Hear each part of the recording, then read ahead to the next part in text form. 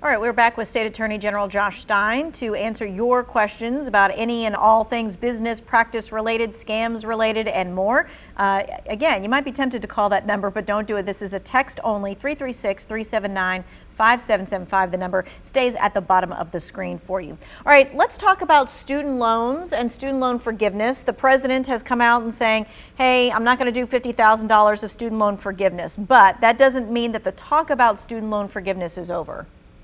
Correct. And he may come up with an alternative, maybe a lower threshold or a more targeted threshold for low-income people. The key for people to understand is how crushing student debt has become. And if you graduated from higher education more than a decade ago, it may be hard for you to appreciate just how things have changed. In the last decade, the cost of a four-year education has increased by 70+%. For a two-year education, it's increased by 80% plus, whereas the wages have only increased by 20%. So it is costing people substantially more money to get a higher education to earn a lower dollar amount than what it used to cost.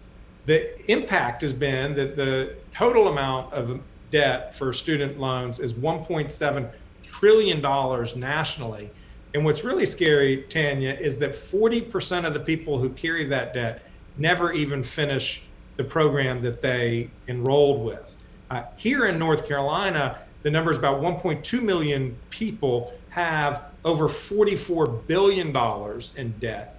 And this really acts as an anchor. It drags them down before they even get started with their career, their future, such that debt means that they can't get out a mortgage to buy a home to help build our community and get the economy going that way.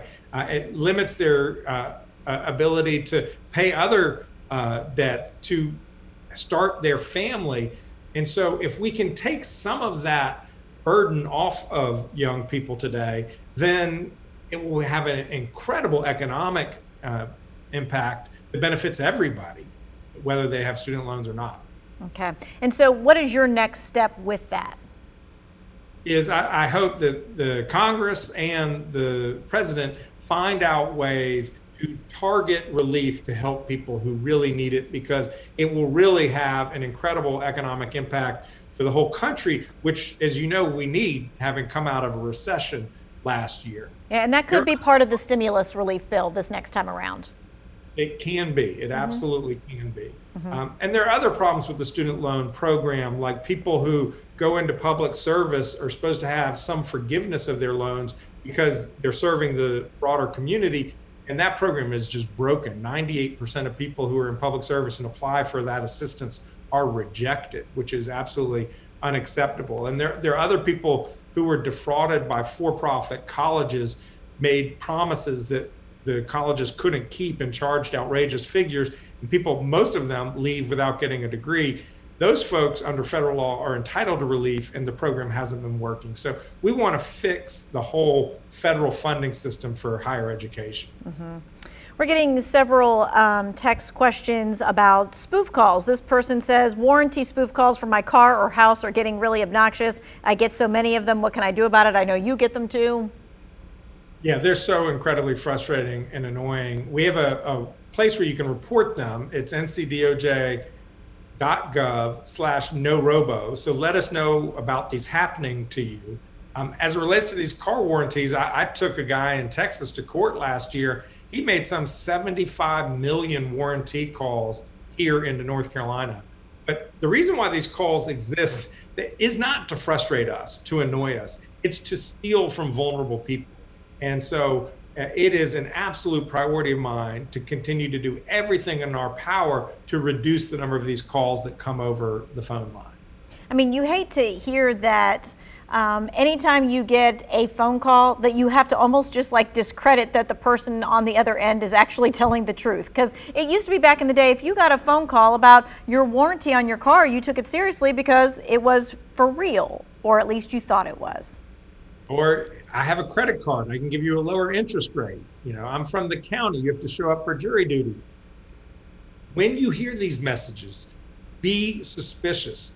The odds that somebody is who they say they are are incredibly low. And so if you have any question, if you hear from a government official and you don't know whether to believe them or not, just hang up the phone, find out their number on the internet, and initiate the call yourself. And ask them, did you just call me?